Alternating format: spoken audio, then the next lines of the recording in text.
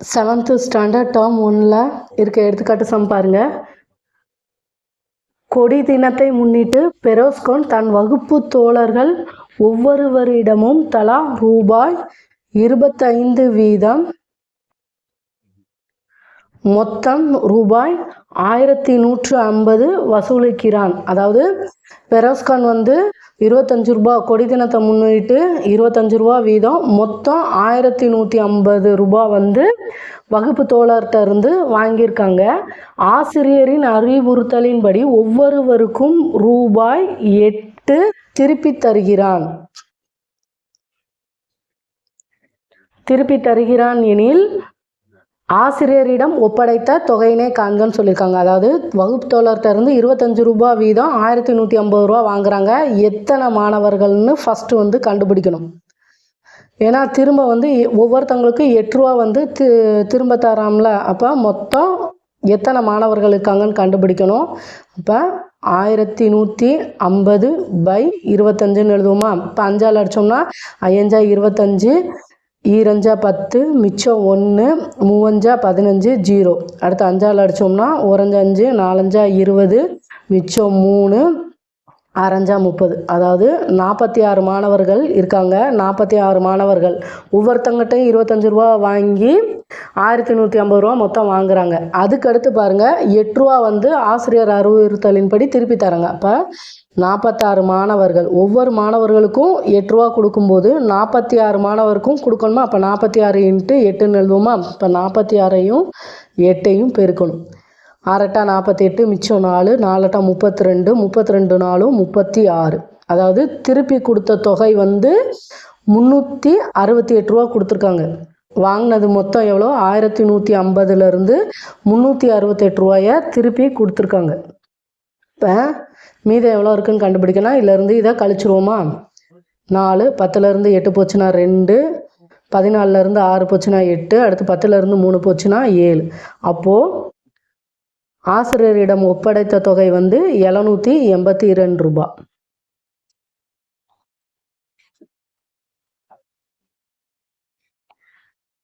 அடுத்த சம் பாருங்க. ஆழ்துளை கிணறு தோண்டும் வேலையாட்கள் ஒரு நாளில் 22 அடிகள் துளையிடுகிறார்கள் எனில் 110 அடிகள் ஆழத்தில் உள்ள நீரோட்டத்தை அடைய எத்தனை நாட்கள் ஆகும் கேட்டிருக்காங்க. அதாவது ஒரு நாளைக்கு 22 அடி துளையிடுறாங்க. 110 அடி வெட்டணும்னா எவ்வளோ நாட்கள் ஆகும்னா 110/22ன்னு எழுதுவோமா. இப்போ 2ஆல் அடித்தோம்னா 1 2 1 2 மேலே 2 10 மிச்சம் 1 2 10. அடுத்து 11ஆல் அடித்தோம்னா ஆன்சர் 500. அப்போ 5 நாட்கள் ஆகும். அடுத்த சம் பாருங்க. கிமு 323க்கும் கிபி 1687க்கும் இடைப்பட்ட வருடங்கள் எத்தனைன்னு கேட்டிருக்காங்க. இது 0. இந்த சைடு 1687. ஏன்னா கிபினா ப்ளஸ் சிம்பிளில் போகும், இங்கிட்டு மைனஸ் சிம்பிளில் போகும். 323. இப்போ ரெண்டுத்துக்கும் இடையில எவ்வளோ வருடம் இருக்குதுன்னு கேட்டிருக்காங்க. அப்போ இந்த சைடு 323, இந்த சைடு 1687. இப்போ ரெண்டையும் கூட்டுவோம். 0 மிச்சம் 1 11 மிச்சம் 1 10 மிச்சம் 1 2. அப்போது மொத்தம் 2010 வருடங்கள் இருக்குது. பயிற்சி 1.5ல் இருக்கிற சம்ஸ் பாருங்கள்.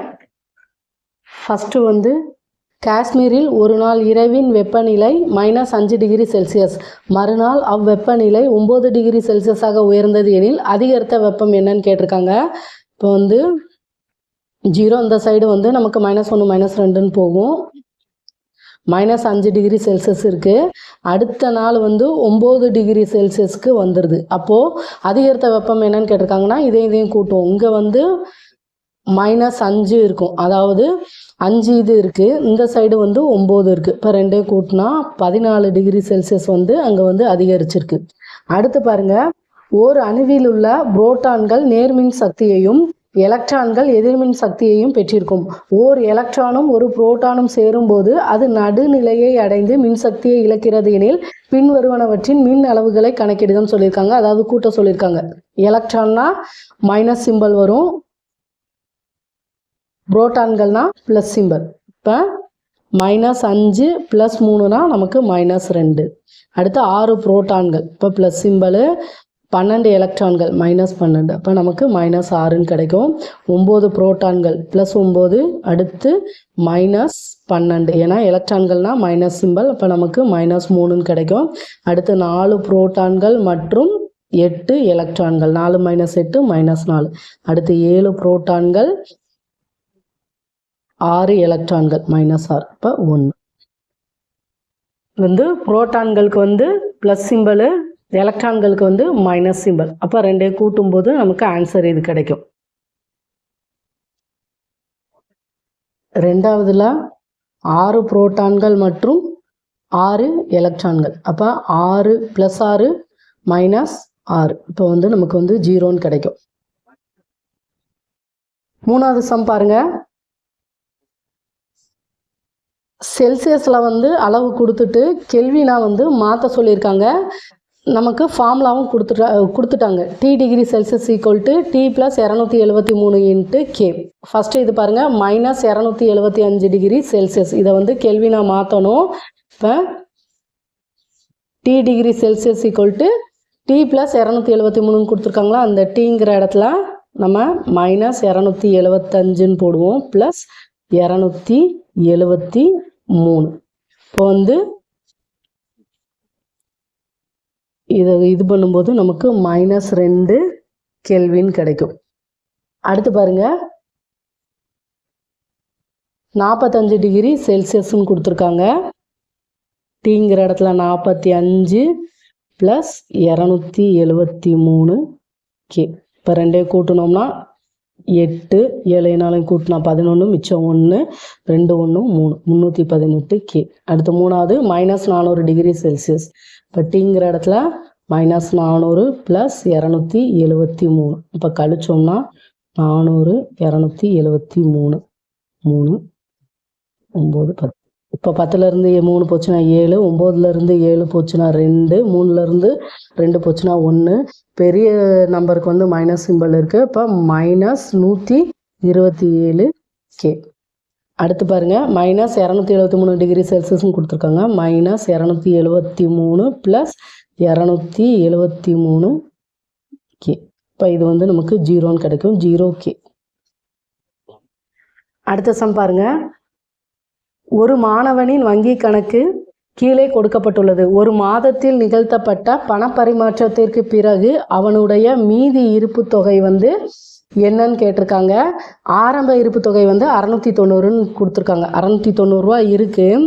அதில் செலுத்திய தொகை 485. அப்போ ஏற்கனவே 690 ரூபா இருக்குது. அடுத்து 485 ரூபா போட்டிருக்காங்க. அப்போ கூட்டுவோம். 5 9 8 17, மிச்சம் 1 11. அடுத்து பாருங்கள், எடுத்த தொகை 500. எடுக்காங்கன்னா கழிப்போம். 500 ரூபாயை கழிக்கணும். 5 7 11லேருந்து 5 போச்சுன்னா 6. அடுத்து பாருங்கள், எடுத்த தொகை 350. திரும்பவும் எடுக்காங்க. அப்போ கழிக்க தான் செய்வோம். 5 5லேருந்து 7லேருந்து 5 போச்சுன்னா 2. அடுத்து 6லேருந்து 3 போச்சுன்னா 3. 325 ரூபா இருந்திருக்கும். அடுத்து 89 ரூபா செலுத்துகிறாங்க. அப்போ நம்ம கூட்டுவோம். 89 கூட்டுவோம். 9 5 கூட்டினா 14, மிச்சம் 1 11, மிச்சம் 1 414. இப்போ இந்த இது வரும்போது அவங்க வங்கி கணக்கில் 414 ரூபா இருக்கும். அடுத்து 300 ரூபா எடுக்கிறாங்கன்ட்டாங்க. 300 ரூபா எடுக்குங்கும்போது கழிக்கணும். இப்போ 4 1 4லேருந்து 3 போச்சுன்னா 1. இப்போ கடைசியாக இருக்கிற தொகை 114 ரூபா. அவங்கக்கிட்ட ஏற்கனவே இருக்கிறது 690 ரூபா. அடுத்து 485 ரூபா அதில் செலுத்துகிறாங்க. அப்போ கூட்டணும்னா நமக்கு 1175 ரூபா கிடைக்கும். அடுத்து அதிலேருந்து 500 ரூபா எடுக்காங்கும்போது கழிப்போம். கழிச்சோம்னா நமக்கு 675 ரூபா கிடைக்கும். திரும்பவும் 350 ரூபா எடுக்காங்கும்போது அதையும் கழிப்போம். 325 ரூபா கிடைக்கும். அடுத்து இந்த 325 ரூபாயில் 89 ரூபா செலுத்திருக்காங்கன்னு சொல்லியிருக்காங்க. அப்போ ரெண்டையும் கூட்டுவோம், 414 ரூபான்னு வரும். அடுத்து 300 ரூபா எடுத்துட்டாங்க. அப்போ மீதம் எவ்வளோ இருக்கும்? 114 ரூபா இருக்கும்.